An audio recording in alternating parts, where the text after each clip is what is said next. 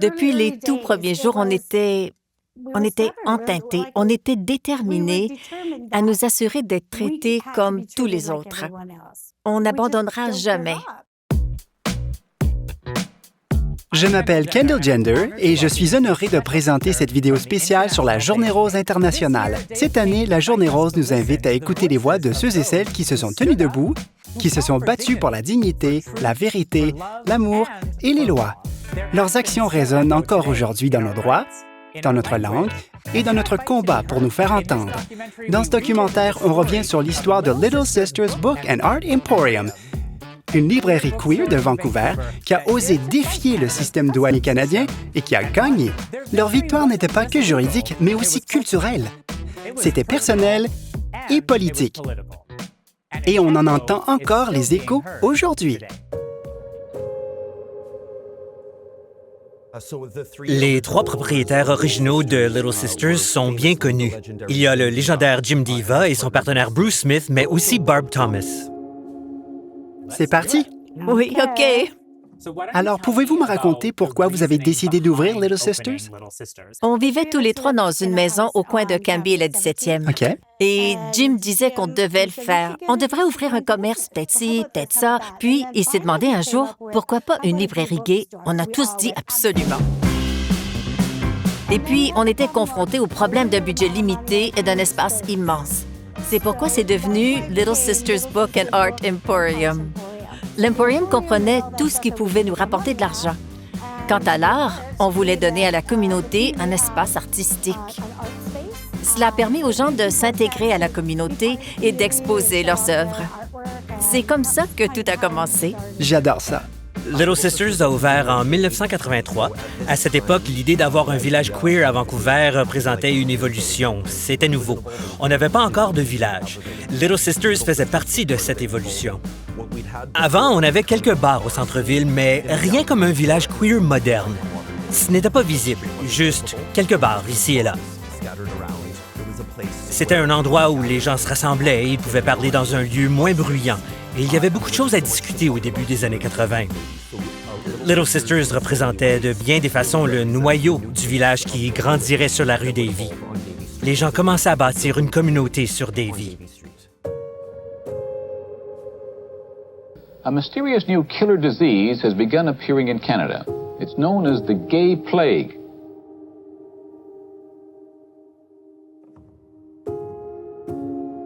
Quel rôle les endroits comme Little Sisters ont joué dans la crise du VIH et du sida? Certains hommes recevaient un diagnostic de VIH et le premier endroit où ils allaient était Little Sisters, car ils savaient que Barb, qui travaillait là, leur ferait un câlin ou qu'il y aurait d'autres personnes sur place pour les soutenir. Chaque jour, on voyait arriver des jeunes hommes en larmes parce qu'ils venaient d'apprendre qu'ils étaient séropositifs. Ils avaient besoin d'un espace où recevoir un câlin, avoir une conversation ou peut-être des renseignements. Il était difficile de trouver des informations ailleurs. Le gouvernement restait silencieux à ce sujet. C'était donc un endroit où les gens savaient qu'ils pouvaient vivre l'expérience d'une communauté. Une famille qu'ils ont choisie. Oui, c'est vrai. There is no need for the general public to panic. Bien sûr, c'était pendant la crise du sida. Alors, on était une source d'information, d'éducation et de condoms. En travaillant là, on savait qu'on jouait un rôle vraiment important. C'est ce qu'on représentait. Ce qu'on avait créé était un lieu sûr. Les actes de censure qu'on observait et la saisie de matériel à la frontière ne représentaient pas seulement une insulte, ce n'était pas seulement une tentative de nous opprimer. C'était une menace pour notre vie. C'était un problème de santé. Oui, des renseignements qui pouvaient sauver des vies allaient traverser les frontières et le gouvernement essayait de les bloquer. C'est difficile d'imaginer aujourd'hui, à l'ère de l'Internet, à quel point c'était important. Il n'y avait pas d'autre moyen d'accéder à l'information sur la crise du sida, mais aussi sur l'identité queer, sur ce que ça veut dire psychologiquement, spirituellement ou historiquement, ou l'importance de se voir représenté dans la littérature. Essaie donc de faire un film au centre-ville de Vancouver. Je sais. T'as vu dans le documentaire sur sa librairie? Une grosse livraison pour Noël a été saisie. C'était pas ça comme petite entreprise. C'est le moment le plus occupé. Et c'était donc une stratégie pour nous faire fermer et faire taire la conversation queer Oui. et la culture. On ne savait pas trop comment on allait gérer ça. Oui.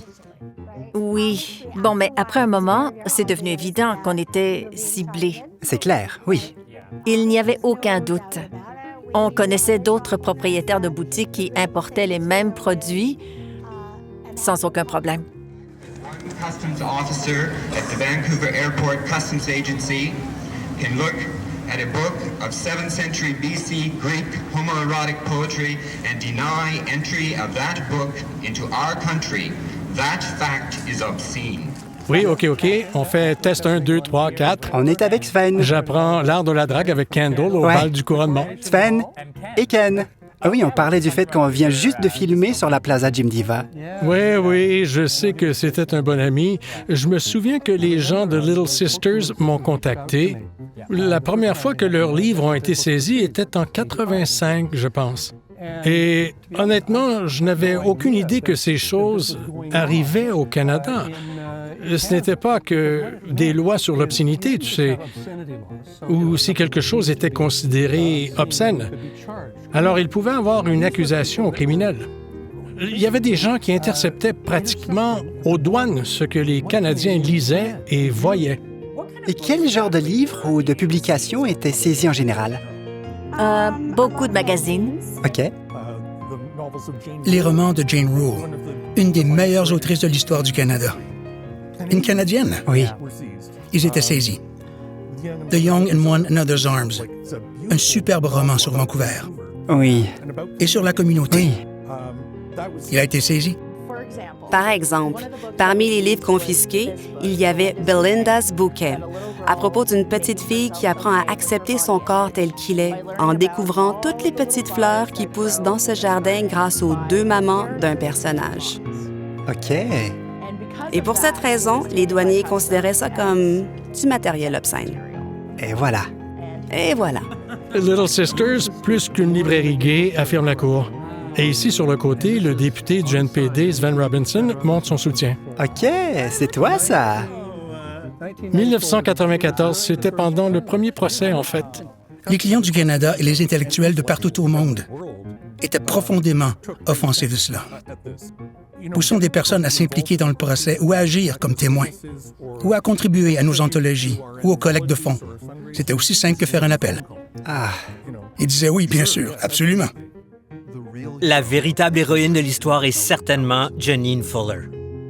Après le départ de Barb Thomas de la librairie, Janine a été engagée en 1990 comme gérante et son expérience d'activiste l'a propulsée au premier plan dans cette affaire.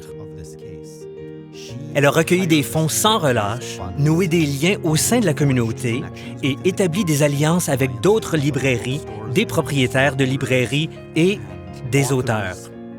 Elle a été une vraie militante pour la cause. Son travail dans ce dossier a été si important qu'elle a reçu plus tard un doctorat honorifique en droit de l'Université Simon Fraser. Et l'année dernière, elle vient de recevoir l'Ordre du Canada pour son incroyable travail contre la censure. Au fond, c'est son histoire à elle. Janine, ma marraine, sans ses efforts, on n'aurait jamais été en cours. Oui. Ça aurait été carrément impossible. J'ai rapidement réalisé que je devais me battre contre ça. C'était un scandale. Alors, Little Sisters avait 2 objectifs principaux pour leur action en justice.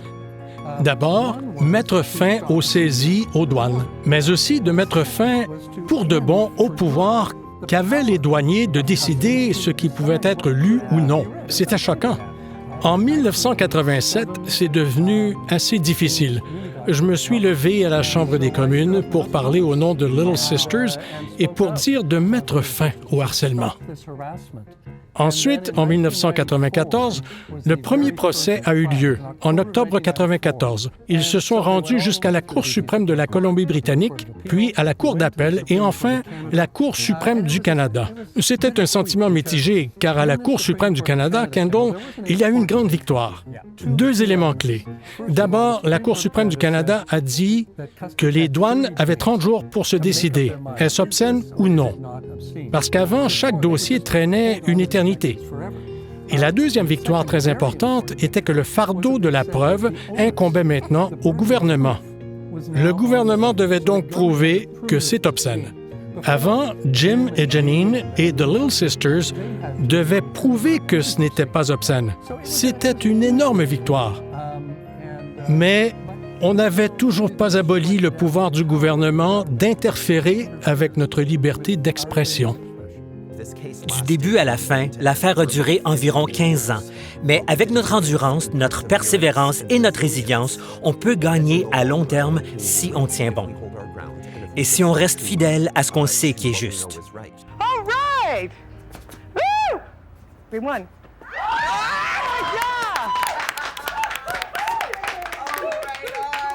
It's a mixed decision, but we've won big. Quand tu vas chez Little Sisters aujourd'hui, qu'est-ce qui te vient en tête? Tellement de choses me viennent en tête. Je pense que les choses ont changé. Ce n'est plus strictement qu'une librairie aujourd'hui. Il a fallu pivoter et s'adapter pour survivre dans le climat actuel. Mais ça me fait vraiment plaisir de voir qu'ils ont conservé au cœur de leur magasin cet héritage de librairie. Ils s'efforcent de conserver cette tradition. On le voit même en haut de nous. Et Aurora t'a parlé du livre que Janine lisait, l'un des premiers livres à être saisi.